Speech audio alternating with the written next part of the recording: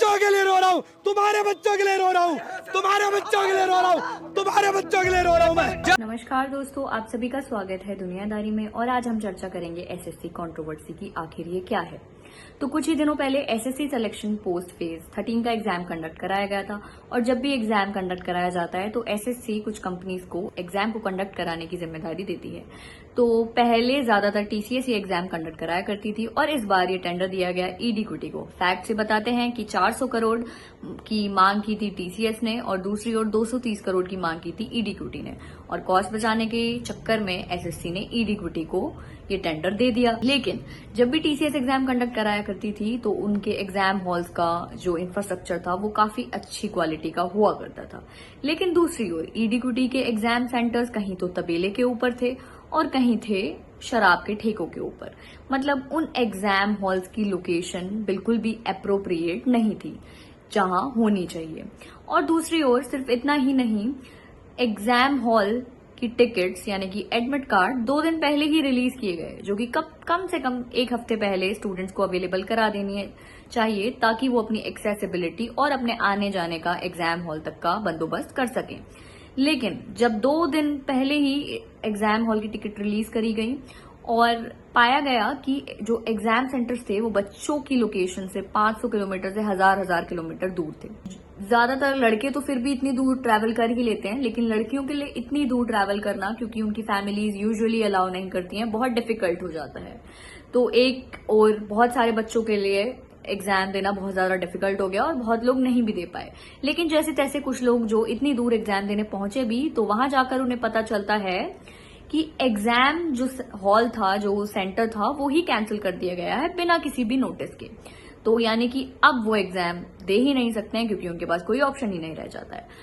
एक ओर तो वो बच्चे जो एग्जाम दे ही नहीं पाए, दूसरी ओर जो बच्चे एग्जाम सेंटर में बैठ भी गए जैसे तैसे, वहां उन्होंने देखा कि जो इंफ्रास्ट्रक्चर था, जो उनके सॉफ्टवेयर थे, कंप्यूटर्स थे, वो चल ही नहीं रहे थे। कहीं माउस नहीं चल रहा है तो कहीं सिस्टम क्रैश कर गया है।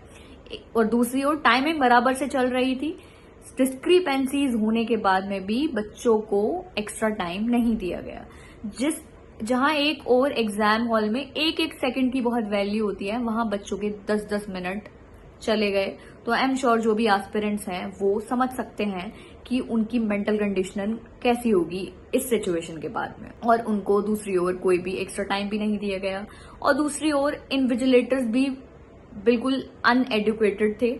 और एग्जाम हॉल में बाउंसर्स, यूजुअली तो हमने देखा है कि एग्जाम हॉल में पुलिसकर्मी पाए जाते हैं सिक्योरिटी के लिए, लेकिन बाउंसर्स, ये कोई क्लब है या कोई एग्जाम कंडक्ट कराया जा रहा है सरकारी जहां बाउंसर्स हैं। और एक और तो ऐसा भी पाया गया एक जगह कि एक बच्चे को बाउंसर ने पीटा तक। तो ये तो रही बात ईडी कुटी के एग्जाम सेंटर्स की। और दूसरी ओर बात आती है कि एक बच्चे का कहना ये है कि जब वो एग्जाम दे रहा था तो उसने पाया कि उसके क्वेश्चन पेपर में पहले से ही 4 क्वेश्चंस के आंसर्स मार्क्ड थे। तो ये किस ओर इशारा करता है? ये इशारा करता है इन एग्जाम्स को कंडक्ट कराने में करप्शन चल रहा है।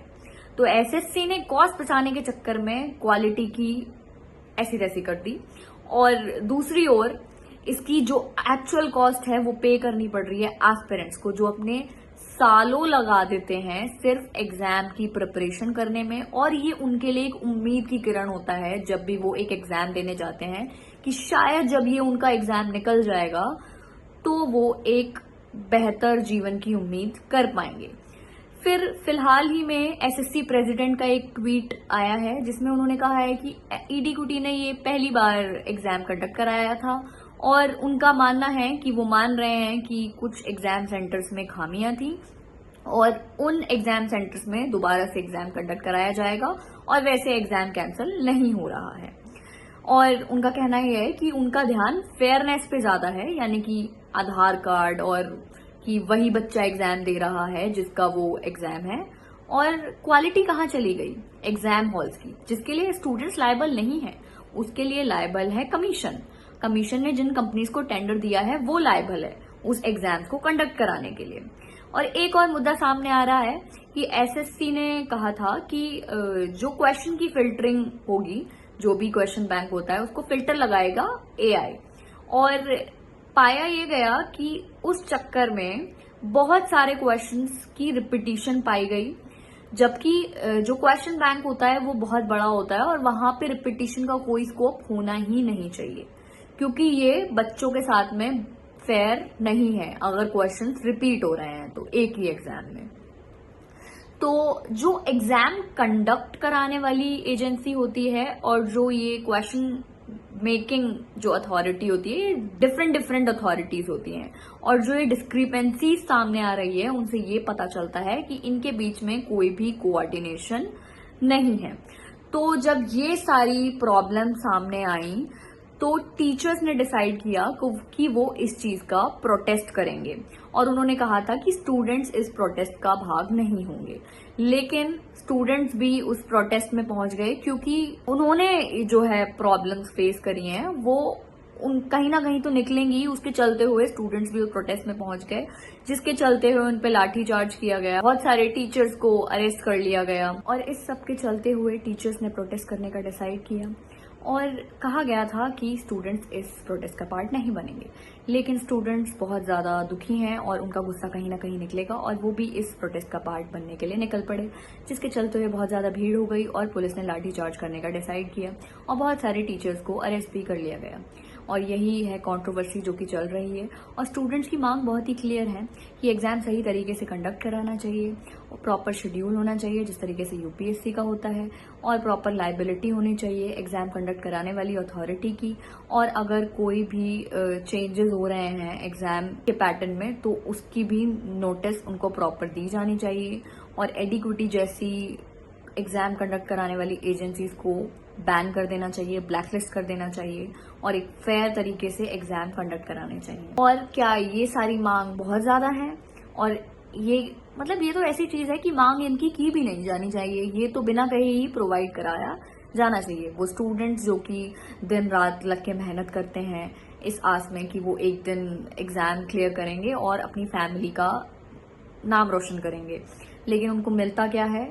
एग्जाम हॉल में डिस्क्रिपेंसी, जहां इंफ्रास्ट्रक्चर भी उनको अच्छे से प्रोवाइड नहीं कराया जाता है, जिसकी जिम्मेदारी तो उनकी है भी नहीं। और टाइम एक बहुत बड़ी चीज है जो कि स्टूडेंट्स को बहुत अच्छे से उसकी वैल्यू पता है, क्योंकि उनके जो यंग एज के ईयर हैं वो सिर्फ एग्जाम की प्रिपरेशन करते करते ही निकल जाते हैं। तो आशा यही करते हैं कि आगे इस तरीके की डिस्क्रिपेंसीज नहीं होंगी, और जो बच्चों की आवाजें हैं, स्टूडेंट्स की आवाजें हैं, वो सरकार तक जरूर पहुंचेंगी और कुछ अच्छे चेंजेस किए जाएंगे तब। और जो भी अपडेट्स आएंगी वो हम आपको देते रहेंगे। तब तक के लिए नमस्कार, धन्यवाद।